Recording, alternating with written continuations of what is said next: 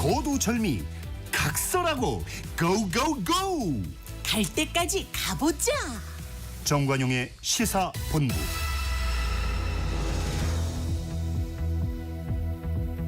주요 정치 이슈들 거두절미하고 알맹이부터 토론해보는 거두절미 각설하고입니다. 국민의힘 대변인 송영훈 변호사, 더불어민주당 법률위원회 부위원장 장윤미 변호사 두 분 오늘도 나오셨습니다. 어서 오세요. 안녕하세요. 네, 안녕하세요. 자, 전반부 공통질문입니다. 금주의 뜬 인물, 진 인물. 송 변호사 뜬 인물. 네, 오늘은 공동으로 2명을 선정했습니다. 국민의힘 박정아 대표 비서실장 그리고 민주당 이해식 당대표 비서실장입니다. 예. 이 두 사람이 어쨌든 뭐 오랜 협의 끝에 여야 대표회담을 성사를 시키고 이제 공식적으로 발표를 했죠. 그동안에 상당히 많은 또 교신과 대화와 그 대면 접촉이 있었던 것 같고 특히나 박정아 실장 같은 경우는 기자들 앞에서 이 준비에 관해서는 나와 이해식 실장 두 사람의 말만 믿어달라. 제3자가 얘기하는 것은 틀릴 수 있다라고까지 하면서 이 회담 성사를 위한 진정성을 보였었습니다. 예. 어쨌든 성사가 됐으니까 두 분을 이번 주 뜬 인물로 선정했고요. 사실은 제가 이걸 선정하면서 한동훈 대표와 이재명 대표를 공동으로 뜬 인물로 선정을 해야 될지도 조금 고민을 했는데 아직 회담 결과가 나온 건 아니니까 그건 내일 회담 결과를 보고 그 다음 주에 한번 반영을 해볼 수 있도록 하겠습니다. 예. 자, 장윤미 변호사는 금주의 뜬 인물. 저도 두 분을 꼽았는데요. 그래서 같은 분을 꼽아 오셨나라고 했는데 저는 살짝 다릅니다.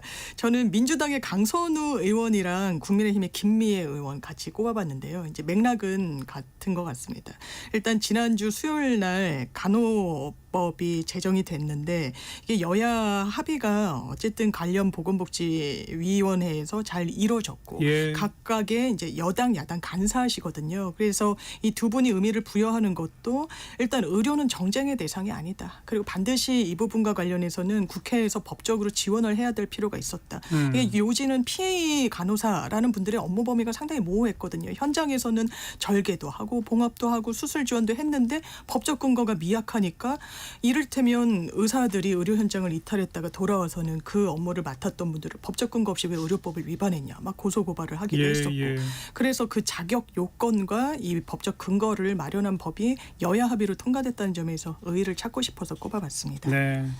이번에 이 간호사법 그 여야 합의는 제가 보기에도 민주당이 애초에 통과시켰던 법안에는 이 지역사회라고 하는 표현이 네. 들어있어서 의사단체의 반발을 샀어요. 그럼 간호사가 개업할 수 있는 거냐? 뭐 이런 얘기가 나왔었는데 네. 그거를 이제 그 민주당은 또 한 발 양보한 거 아니겠습니까? 맞습니다. 뭐 그런 의미에서는 상당히 양쪽 다 양보한 의미의 그 절충의 그 묘를 좀 발휘했다고 생각이 돼요. 자, 금주의 진인물로 갑시다. 송영훈 변호사. 네, 조희연 전 서울시 교육감입니다. 예. 이번 주에 이제 판결 확정이 되면서 교육감직을 상실을 했고 그래서 이제 전 서울시 교육감이 됐죠. 그 해직교사 불법 채용 그 특혜가 법원에서 인정이 됐고 그 혐의가 대법원에서도 확정 판결이 났습니다. 항소심 법원이 이 유죄 판결을 할 당시에 뭐라고 얘기했었냐면 전교조 소속 후보와 단일화 등을 거친 선거에서 재선에 성공한 직후에 전교조의 핵심 요구사항을 수용한 이런 특별 채용은 그 임용권자의 어떤 사적인 특혜나 보상을 위한 것으로 보이기에 충분하다. 이렇게 판단했고 대법원도 이 판결을 확정했습니다. 예. 자, 이 판결의 결과로 이제 교육감 보궐선거가 치러질 텐데요. 보궐선거 선거 비용이 그 후보자들에게 선거 비용 보전금 나간 것만 기준으로 했을 때 100억이랍니다.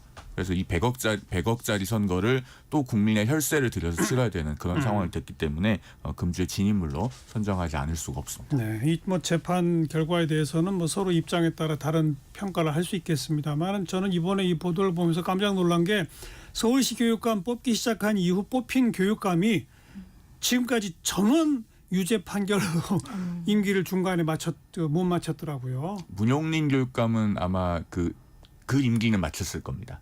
임기를 마쳤었는데 예, 역시 유죄 판결을 나중에 받았죠. 선고유예가 나왔죠. 하하, 네. 참, 아이고 왜 이런지 참 답답해요. 그건.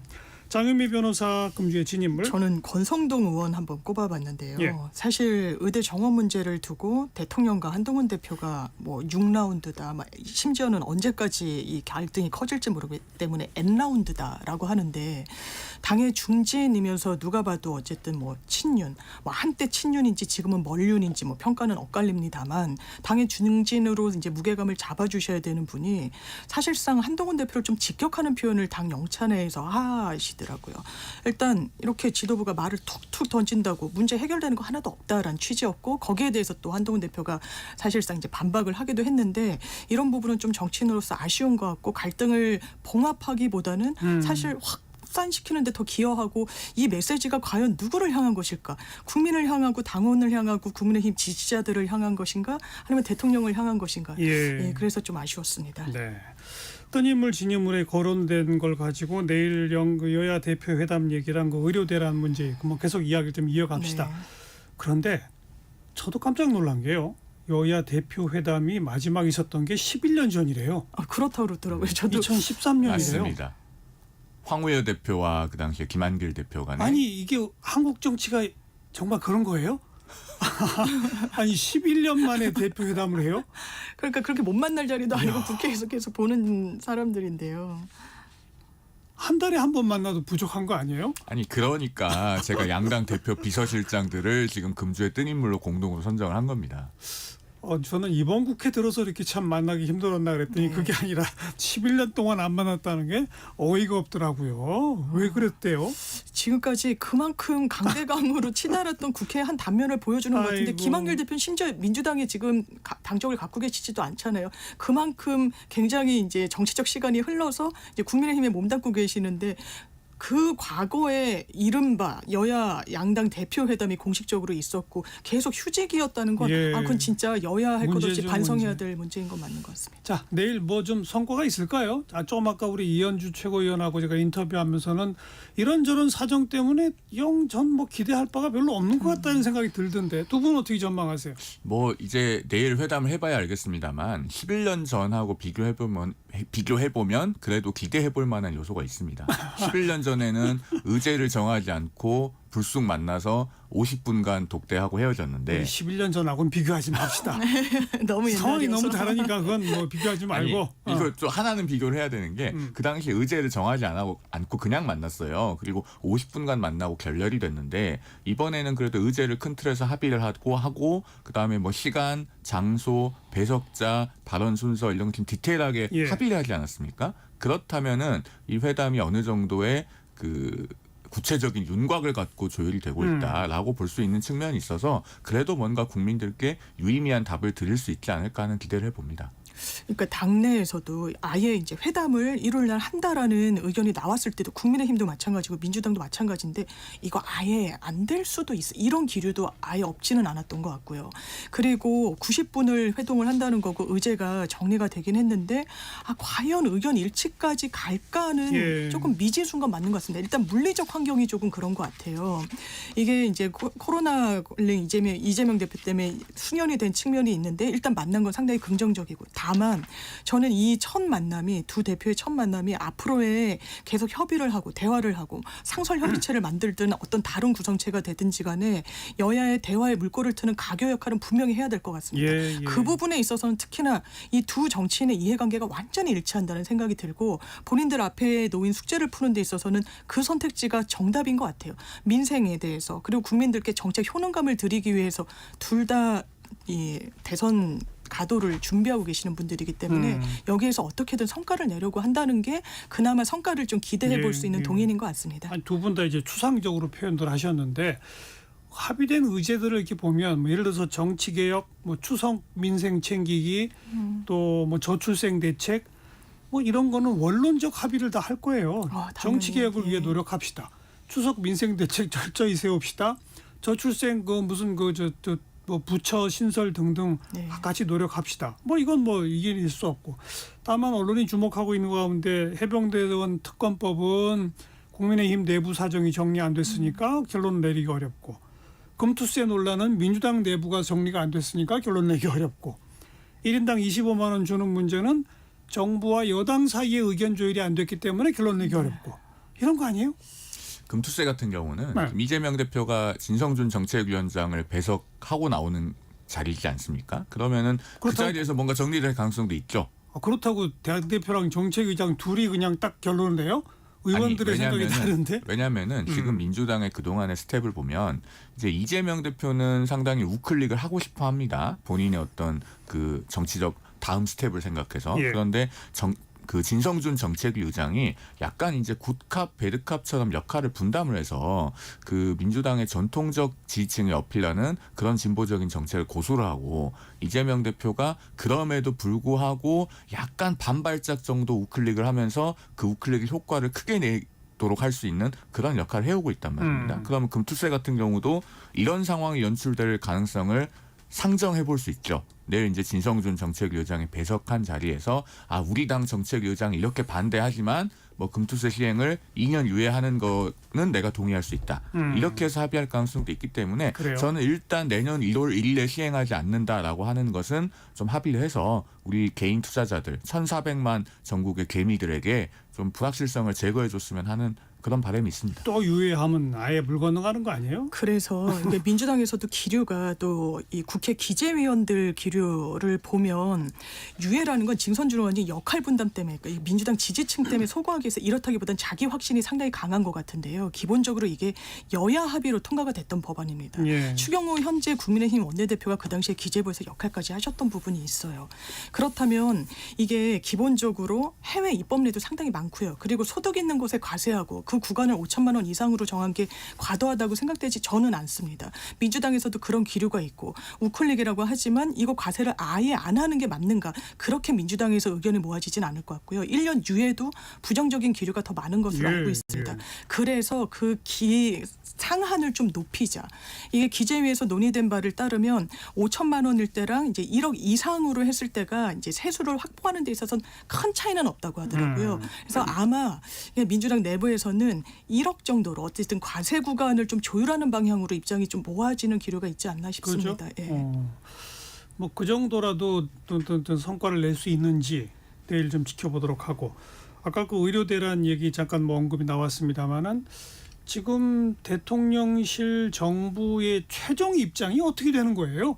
2026학년도 의대 정원은 다시 논의하겠다는 거예요? 못한다는 거예요? 그러니까 어제 이제 그 대통령 직속 보건의료 특별위원회에서 2026학년도 의대 정원도 논의할 수 있다라는 언급이 있지 않았습니까? 네. 그 저 의사 인원에 대해서 제대로 된 추계 기구를 만들어서 할 수 있다. 그리고 의료계가 좋은 대안을 가지고 오면 가능하다라는 취지로 언급을 한 걸로 저는 지금 그렇게 알고 있는데요. 그러게 말이에요. 예, 그렇다면은 사실 한동훈 대표가 제안했던 그 2026학년도 의대 정원의 증원을 유예하자라고 하는 그 중재안에 대해서 지금 정부가 과연 완전히 문을 닫아놓고 있는가? 저는 그렇게 해석하기는 어렵다라고 보고 있습니다. 아니, 저도 지금 마지막 정부 발표를 보면 이건 무슨 뭐 유난 갈등 6라운드가 아닌데 이런 생각이 들던데요.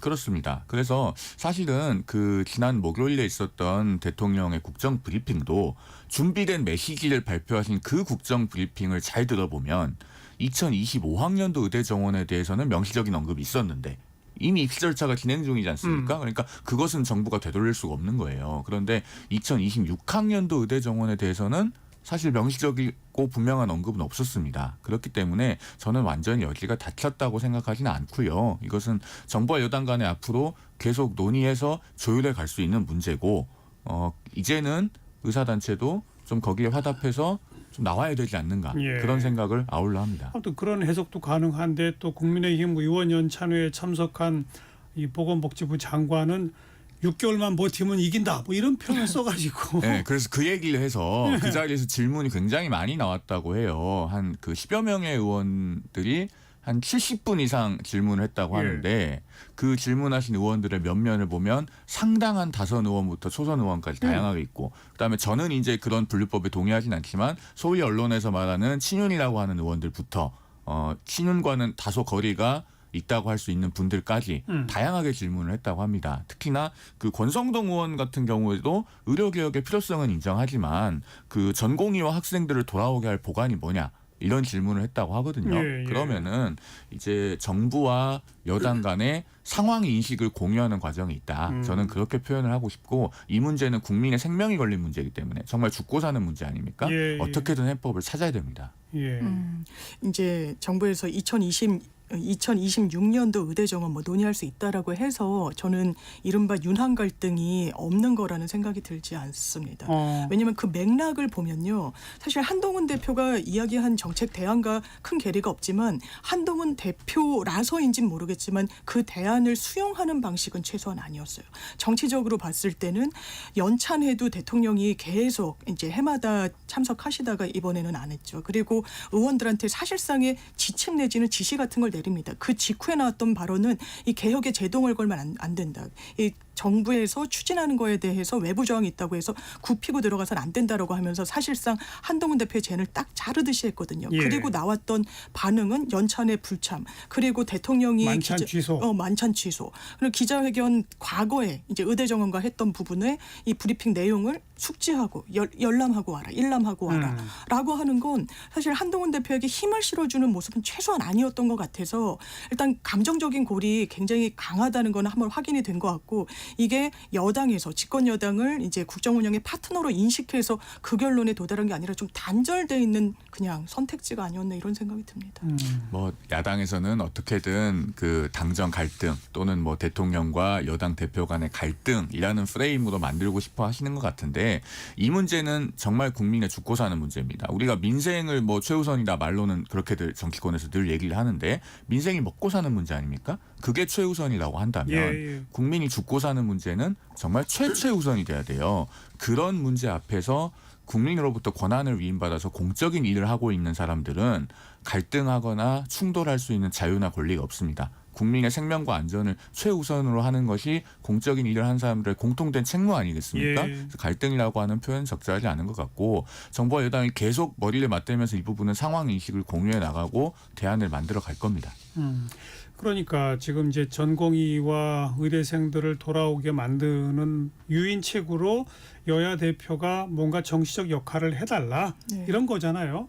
그 여야 대표의 정치적 역할이라는 게 좋습니다. 우리 여야 모두 2026학년도 의대 정원 문제는 열어놓고 의사들 쪽에서 의견을 모아오면 충분히 다 새롭게 논의하겠다.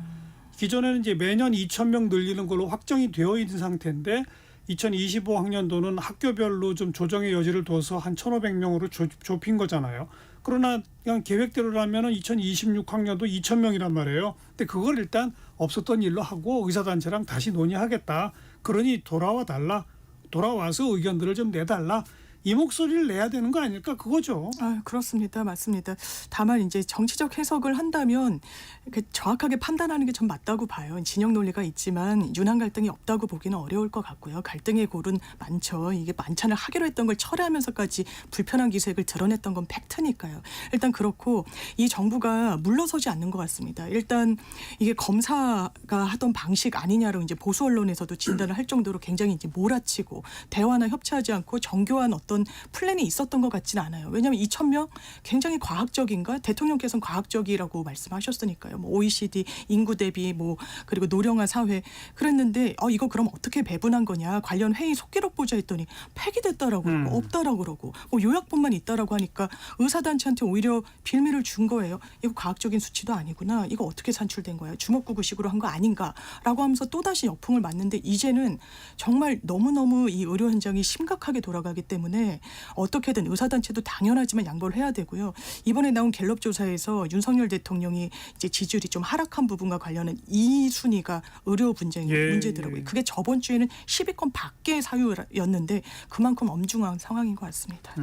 일단 당으로서는 상황 인식이 좀 정확하게 공유되는 것이 중요하다라는 생각이 듭니다. 그 레마르크가 쓴 소설 서부전선 이상 없다라고 하는 소설이 있죠. 1차 대전을 배경으로 한 소설인데 그 소설에 보면 초반에 이런 내용이 나와요. 그 부대의 군인이 80명인데 80명이 150인분의 식사를 먹으면서 포식을 합니다. 그게 왜 그렇게 됐냐면 원래 그 부대가 부대원이 150명이에요. 그런데 70명이 전사했습니다. 취사병이 150인분의 식량을 받아놨기 때문에 80명이 150인분을 포식을 하는데 그게 그러면은 군인의 처우가 좋은 게 아니지 않습니까? 70명이 전사한 거지. 그런데 이제 그 소설 맨 마지막에 가면 서부전선 이상 없다라는 보고가 올라가는 걸로 끝이 나요. 지금 우리나라 응급실 상황이 그거하고 비슷하거든요. 그러니까 응급실이 잘 돌아가고 있다고 뭔가 보고되고 있는 것 같습니다. 그런데 사실은 응급실에 지금 경증 환자 못 들어가잖아요. 지금 우리 KBS 본관에서 만약에 누가 쓰러지면 한 2km 거리에 있는 여의도 성모병원 응급실로 옮겨질 가능성이 제일 높을 겁니다. 근데 그 여의도 성모병원도 지금 응급실에 의료진이 거의 남아있지 않은 걸로 알려지고 있어요.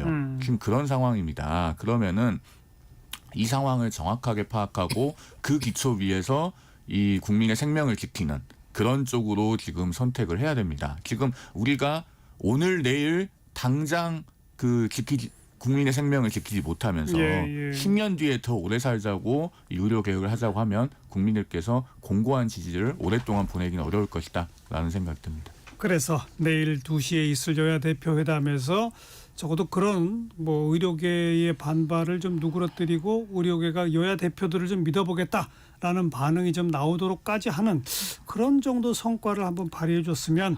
내일 공식 의제에 포함이 안 된다고 하더라고요. 그런데 그 뭐 의제에 포함은 안 됐지만 저는 논의가 될 거라고 보는데 그런 거 한번 기대를 해보고요. 네. 자, 1시 33분 향해 갑니다. 잠깐 교통정보 전해드리죠. 김민희 씨. 네, 여전히 나들이 차량들이 많습니다. 지방 방면 정체는 최대를 보이는 곳들이 많은데요. 서울 양양고속도로 양양 쪽으로는 이제 모두 30km 구간에서 정체입니다. 남양주요금소에서 서종 사이와 이후로는 홍천휴게소에서 서석터널 사이로 더디게 지납니다. 수도권 제일순환고속도로 판교에서 일산 쪽으로 송내 부근 4차로에서는 사고가 나면서 소래터널부터 더디게 지납니다. 더 가서는 서운분기점에서 계양 사이로 정체되는데 계양 부근에서는 낙하물을 처리하고 있습니다. 경부고속도로 서울 방면으로는 옥산에서 청주휴게소 사이와 안성분기점 일대, 다시 기흥에서 수원 사이로 정체되고 금토분기점 부근 1차로에는 버스가 고장으로 서 있습니다. 이후로는 달래내고개부터 반포 사이로 더디게 지납니다. 서울시내 강변북로 일산 쪽으로 동호대교 부근 4차로에서는 사고가 나면서 청담대교부터 정체 길어져 있고요.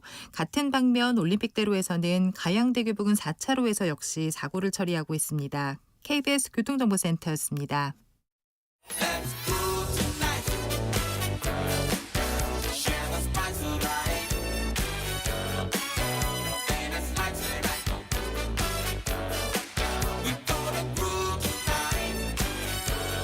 국민 MC 정관용.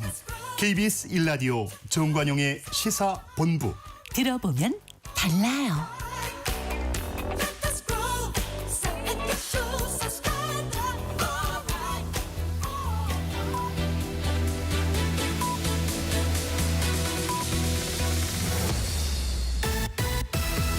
고두절미 각설하고 고고고. 갈 때까지 가보자. 정관용의 시사본부. 매주 토요일 2부 거두절미 각설하고 국민의힘 대변인 송영훈 변호사, 더불어민주당 법률위원회 부위원장 장윤미 변호사 두 분과 함께하고 있습니다. 후반부 공통질문, 이번 주에 가장 핫했던 말 한마디, 송 변호사. 향후 수사 및 검찰의 감찰 결과에 따라서 검사 탄핵 여부를 다시 고려하겠다라고 하는 민주당 법사위원들의 이번 주 입장문입니다. 네. 예, 이번 주에 그 헌법재판소가 이정섭 검사에 대한 탄핵소추안을 9대0 전원일치로 기각을 했죠. 특히나 대부분의 탄핵소추 사유에 대해서 사실관계가 불특정됐다. 그리고 직무집행 관련성도 특정되지 않았다. 그래서 형식적 적법성조차 갖추지 못했기 때문에 더 나아가서 판단하지 않겠다. 이렇게 결론을 내렸습니다. 예. 그런데 민주당에서는 이 9대0으로 기각된 탄핵소추에 대해서 법사위원들이 입장문을 내고 사실상 불복하는 듯한 얘기를 했어요. 그러면서 검사 탄핵을 또 할 수도 있다. 이런 식의 입장을 표명한 것인데 이 이정섭 검사는 수원지검에 있을 때 이재명 대표에 대한 수사 책임자였습니다. 그러면은 이런 보복성 탄핵을 시도하다가 9대0으로 기각이 되고 게다가 사실관계조차 불특정됐다고 판단을 받았으면은 일종의 망신을 당한 것이거든요. 예. 그러면은 좀 헌재의 결정에 승복하고 앞으로는 이런 검사 탄핵 안 하겠다라고 하는 선언이 필요한 것이 아닌가라는 생각이 들어서 금주의 한마디로 꼽아봤습니다. 이 장윤미 변호사도 더불어민주당 법률위원회 네. 부위원장을 맡고 있으니까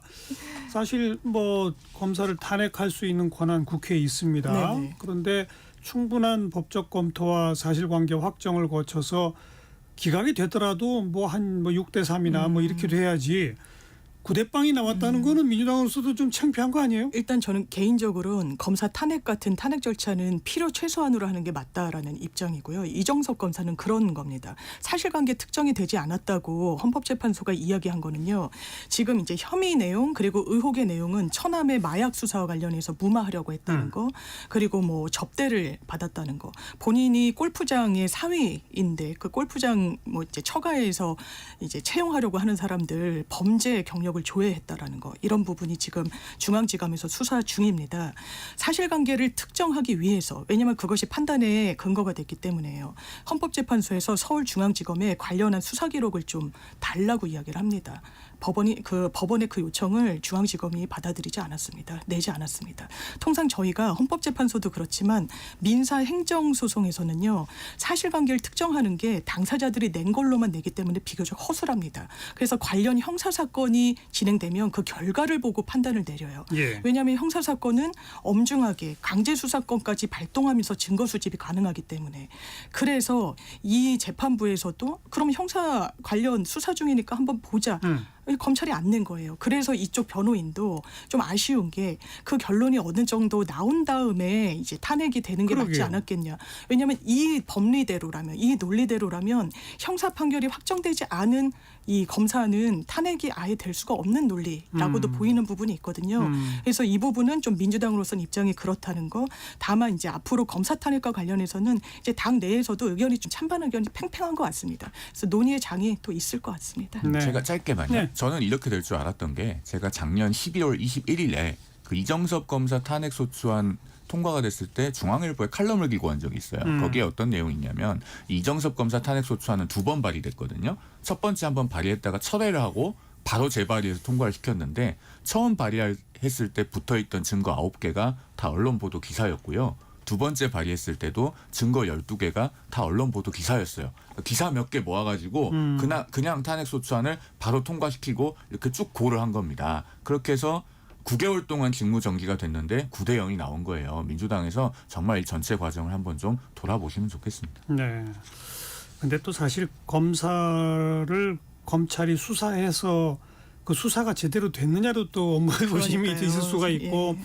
그 수사 자료를 제대로 제공하지 않았다, 이런 걸 따지고 보면 진짜 검사 탄핵하기는 어렵겠네요. 사실상 진짜 여러 가지 어려운 면에서 거죠. 보면. 예. 자, 금주의 한마디 장윤미 변호사는. 예, 저는 이제 대통령께서 기자회견에서 했던 이제 전반부에서 다뤘던 이슈와도 좀 다 있는데요.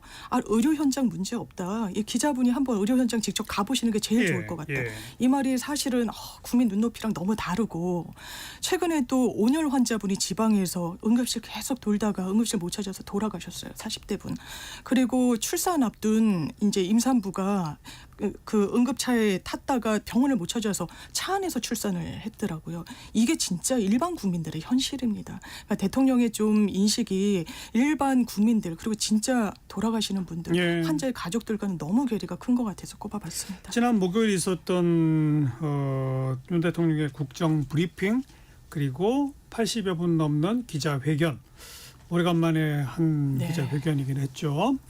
우선 이 시점에 이런 국정 브리핑과 기자회견 어떤 의미가 있다고 보시는지, 성 아니, 변호사. 지난번에 그 5월 9일에 취임 2주년 기자회견을 할 때도 이런 자리를 종종 자주 가지겠다라고 했고, 이제 그 후로 4개월이 채 안 돼서 하신 거 아니겠습니까? 그러면은 어쨌든 대통령이 직접 나와서 현안에 대해서 소상하게 설명을 하고, 그다음에 기자들의 질문을 받으면서 일문일답을 하는 것 자체는 굉장히 긍정적으로 볼 수 있을 것 같아요. 적어도 국민들이 대통령이 무슨 생각을 하는지는 아는 게 바람직한 것 아니겠습니까? 예, 예. 그런 점에서 이제 국정 브리핑과 기자회견 자체는 적절했다고 보여지고, 그리고 이제 눈에 띄는 것은 연금 개혁이죠. 그 세대 간 형평성과 지속 가능성, 그리고 우리 노후소득 보장까지 이제 공통적으로 추구하는 그런 연금 개혁을 하겠다는 방향을 밝혔고, 여기에 대해서 이제 민주당에서 조금 유보적인 반응을 보이는 것 같은데, 21대 국회 막판에 보였던 그 연금개혁법 통과 시도가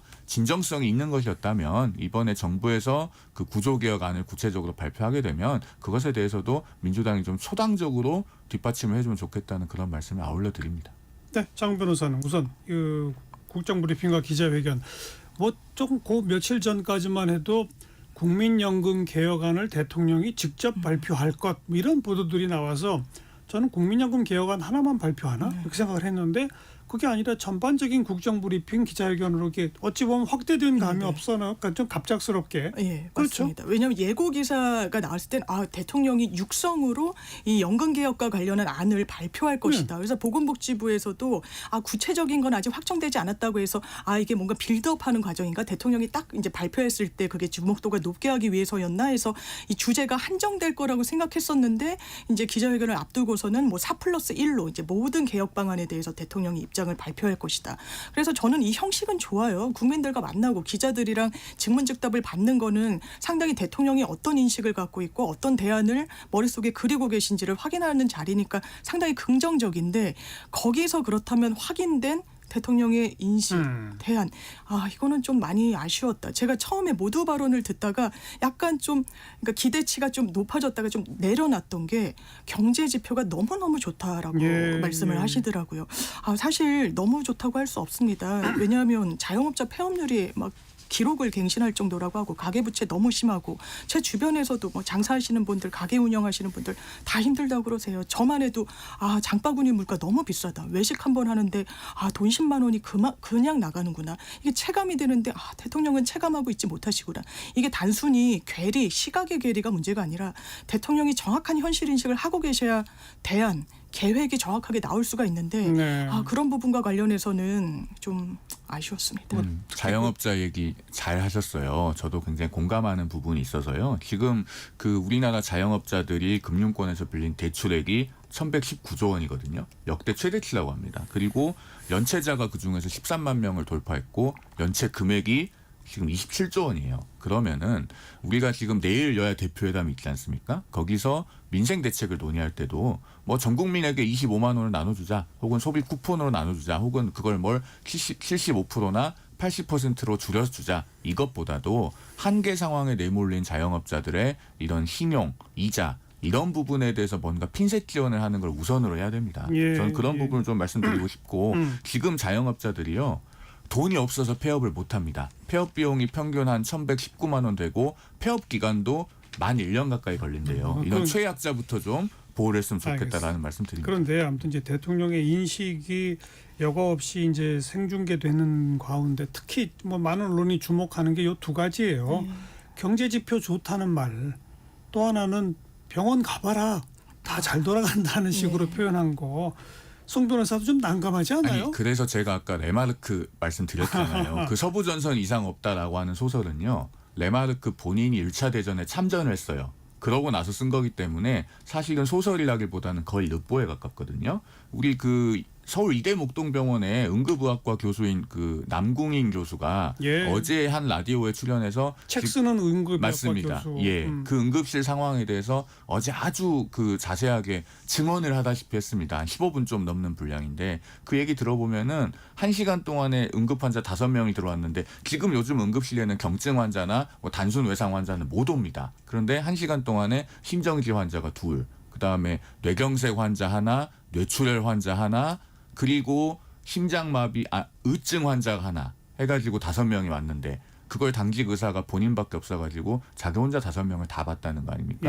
지금 그런 상황인데 만약에 응급실이 잘 돌아가고 있다고 보고가 올라가고 있다면 그건 아까 제가 서부전선 이상 없다 그 소설 말씀드렸듯이 분모를 줄여놔서 그런 거예요. 80명이 150인분을 식사를 했을 때 그건 분모가 줄어든 원인이 있을 거 아닙니까? 지금 응급실도 경증 환자는 못 들어가니까 그런 상황 인식에 대해서 좀 제대로 된 보고가 올라가게 될 필요가 있다. 아니 연일 모든 언론에서 뭐 하루도 빼놓지 않고 이런 일이 있었다 저런 일이 있었다 보도가 되는데 어떻게 그런 인식을 가질 수 있을까요? 그래서 아마 대통령이 모든 현안을 챙기긴 정말 물리적으로 불가능해서 그래서 참모가 있는 거고 역할이 분담돼 있는 건데 참모들이 대통령의 눈과 귀의 역할을 직접적으로 제대로 하고 있는가? 전 상당히 의문이었고 이 안일하게 보이는 현실인식에 대해서 제가 되게 의미심장하게 봤던 한 칼럼이 있는데요. 이제 동아일보의 한 논설위원이 루이 16세 이야기를 하더라고요. 루이 16세가 사냥을 마치고 막 몸이 노곤해진 상태에서 베르사유 궁전으로 돌아온 날 일기를 썼다는 거예요. 오늘 아무 일도 없었다라고 썼는데 그날이 1789년 7월 14일이었습니다. 프랑스 혁명의 발발일이었어요. 그만큼 정치 지도자가 둔감했을 때 이제 어떤 현상이 나오는지를 좀 경고성 이제 칼럼이었다고 저는 생각하는데 그만큼 대통령께서 경제가 좋다라고 그것도 아쉬운 게 뭐 경제 성장률 미국의 바로 직전이고 일본을 뭐 앞서고 했지만 바로 다음 날 여러 물가지표 소비 동향 다 줄줄이 발표가 나왔거든요. 다 나쁘게 나왔습니다. 이거는 정말 저는 대통령의 눈과 귀를 정말 가리는 거다 이런 판단이 듭니다. 네. 또 이제 최상병 특검법 얘기 관련해서 또 김건희 여사 건 관련해서 질문이 있었고 응답이 있었잖아요. 그건 또 어떻게 보셨어요? 저는 최상병 특검법과 관련해서 공수처 수사 과정 중에 그리고 뭐 여러 청문회 과정 중에 외압이 없었다는 사실이 자연스럽게 드러났다라고 표현하셨습니다. 그러면 정확하게 한번 짚어보면 되는 거예요. 공수처 수사 어떻게 했습니까? 영장을 4번을 쳤어요. 대통령의 통신 기록과 관련해서 4번째 발부가 됐습니다. 공수처에서는 아마 현직 대통령이라는 엄중함 때문에 이 통신영장 발부비를 거의 100%에 수렴하도록 나오지만 좀 제동을 걸었던 걸로 보여요. 그렇지만 어쨌든 소명이 필요한 거거든요. 들여다볼 필요가 수사기관으로서 있다고 법원도 인정했을 때 영장 내주는 겁니다. 이게 외압이 없는 흔적이라고 과연 볼 수 있을까? 청문회 과정에서 이종섭 전 국방부 장관, 임종근 사령관 다 선서를 거부했습니다. 위증에 이런 처벌을 두려워해서 진실을 사실상 이야기했다라고 보이지 않는 그런 형식으로 임했었어요. 그렇지만 그럼에도 불구하고 유재은 법무 이제 비서관인가요? 그분이 내가 용산으로부터 전화를 받았고 경찰청에서 경북경찰청에서 전화가 올 거라고 했더니 실제로 왔다. 이런 여러 의혹들이 아직 ING입니다. 대통령이 이건 자연스럽게 문제없다는 게 드러났다는 건 과거에 또 박절하지 못해서 그런 거다. 이런 또 국민의 눈높이는 안 맞는 현실인식이다. 이런 생각. 성 변호사님. 청문회를 통해서 이게 뭔가 진실을 밝혀내는 수단이 될 수 없다는 것은 사실 이미 확인이 된 거 아니겠습니까? 조금 전에 이제 증언 거부권, 선서 거부권 말씀하셨지만 그래도 저희가 둘 다 변호사들인데 국회 증언감정법에 엄연히 이제 수사나 소추의 우려가 있으면은 증언 거부, 선서 거부 다 할 수 있게 돼 있잖아요. 그거는 그 증인의 적법한 권리이고 과거에 뭐 문재인 정부에서 피우진 전 국가보훈처장 같은 경우는 본인이 이미 무혐의 결정이 나왔는데도 고발인이 항고해서 지금 그 고검에서 들여다보고 있다는 이유로 증언 거부했던 적이 있습니다. 그래서 그걸 가지고 얘기할 건 아닌 것 같고 오히려 그 청문회는 그 박지원 의원이 얘기했었죠. 2손 들고 한 발 들고 서 있으라고 해라. 그런 장면들만 기억에 남는 진실규명에 별로 도움이 안 되는 청문회였다고 생각합니다. 그다음에 공수처 수사에 대해서 말씀하셨기 때문에 제가 좀 한 말씀만 드리면 자 공수처가 대통령의 통신 기록을 확보했다고 이제 언론에 알려지게 하다시피 하지 않았습니까? 그런데 왜 이종섭 국방장관을 아직도 못 부르고 있나요? 저희가 이 자리에서도 총선 당시에도 여러 번 얘기를 나눴었는데 그때가 벌써 올해 3월입니다. 그러면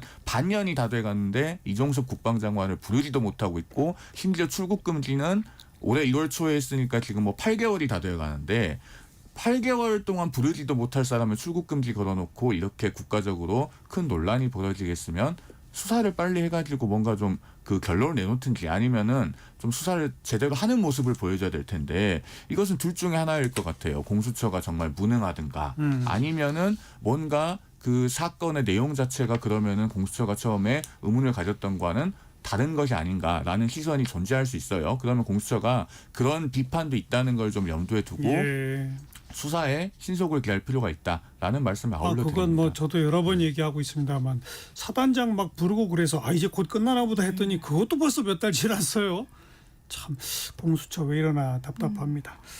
자, 우리 국민연금 관련해서는 지난 국회에서 내는 돈 받는 돈은 여야가 대충 합의를 해놨는데 이번에 새롭게 불거진 게 아직 정부가 구체안을 내놓지는 않았습니다만 논란의 대상이 되는 것이 자동 안정화 조치와 세대별 차등 부과 이 두 가지가 새로운 화두로 떠오른 상태입니다. 자동 안정화 조치는 간단히 말해서 출생률이 계속 떨어진 상태로 유지가 된다면 받는 돈을 확확 깎는 거예요. 네네. 기금이 소진되지 않도록. 이제 이런 게 또 하나 논란이 될 거고 반대로 출생률이 막 올라가면 받는 돈이 늘어나겠죠. 네. 근데 뭐 그런 기쁜 일이 생길까는 참 답답한 노릇이고요. 세대별 차등은 젊은 사람들 인상폭과 나이 든 사람들 인상폭을 좀 달리한다 이런 건데 일단 이 두 가지에 대해서는 야당은 다 반대 의견이더라고요. 왜냐하면 이거 정확하게 좀 짚어볼 필요가 있을 것 같아요. 이제 자동 재정 안정화라는 건 다른 국가에서도 이제 스웨덴이랑 뭐 독일, 일본에서도 하고 있는 조치라고 하더라고요. 근데 그 나라들과 우리나라가 어떤 특수한 차이가 있냐면 우리나라의 노인 빈곤율이 40%입니다. 그런데 이게 자금 확보가 되지 않는다고 해서 주는 돈을 확 줄여버리면 진짜 사회 안정망은 노인분들한테 확 제거가 되는 거예요. 상당히 좀 우리나라의 여건상 위험할 수가 있다는 거. 그리고 장년층과 청년층의 인상 비율을 차등해서 적용하겠다는 거 아닙니까? 이제 저는 고육지책이라는 생각이 들어요. 단순한 이제 뭐 모수개혁 이런 걸로만 하면은 유예가 좀 제한적이니까요. 그래서 이런 대안으로 가야 한 고갈 시점을 30년 정도 늘린다고는 하더라고요. 그런데 또 무슨 문제가 있냐면 그러면 장년층과 청년층이 이렇게 그냥 카테고리로 간단히 묶일 정도로 이게 정확한 진단인가? 왜냐하면 아무리 장년층이라고 하더라도요. 비정규직 장년층과 그리고 청년층, 정규직 청년층의 경제적인 상황은 상당히 또 차이가 있습니다. 예. 그런데 이제 나이를 일괄적인 기준으로 해서 차등을 줘버리면 이게 사실 경제적 상황을 헤아리지 못하고 또 그런 이유 때문에 해외에서는 이런 제도를 차용하고 있는 국가는 없거든요.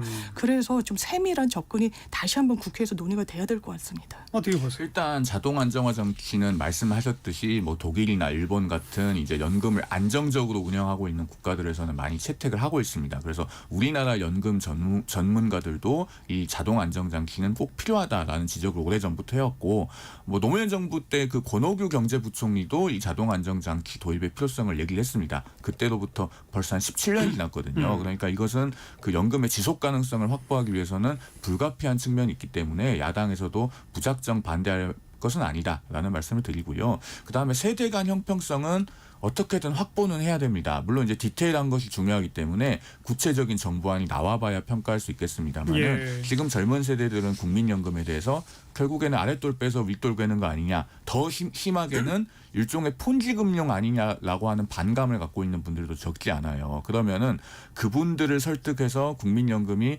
공고한 사회적 합의 위에서 존속하게 하려면은 세대 간 형평성을 추구하는 큰 틀의 방향 자체는 맞다. 다만 이 국민연금은 워낙에 사이즈가 크기 때문에 0.1%만 달라져도 아주 큰 숫자가 달라집니다. 예. 그래서 정확한 것은 정부안이 나와본 뒤에 이제 우리가 결론을 맞아요. 내릴 수 있을 것 같다. 중요한 건 디테일이니까 정부가 몇 % 차등을 둘 건지 또 자동 안정화라고 해서 몇 프로 정도까지 삭감을 할 건지 그 숫자가 좀 나와 보면 국회에서 종합적인 논의가 앞으로 본격적으로 좀 시작이 돼야 할 것 같습니다. 너무 늦었어요. 빨리 해야 합니다. 네. 국민연금 맞습니다. 개혁은.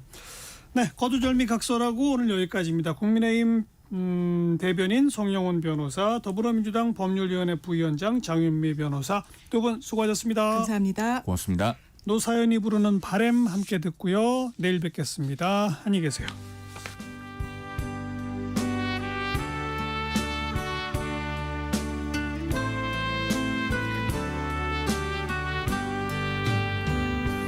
내 손에 잡은 것이 많아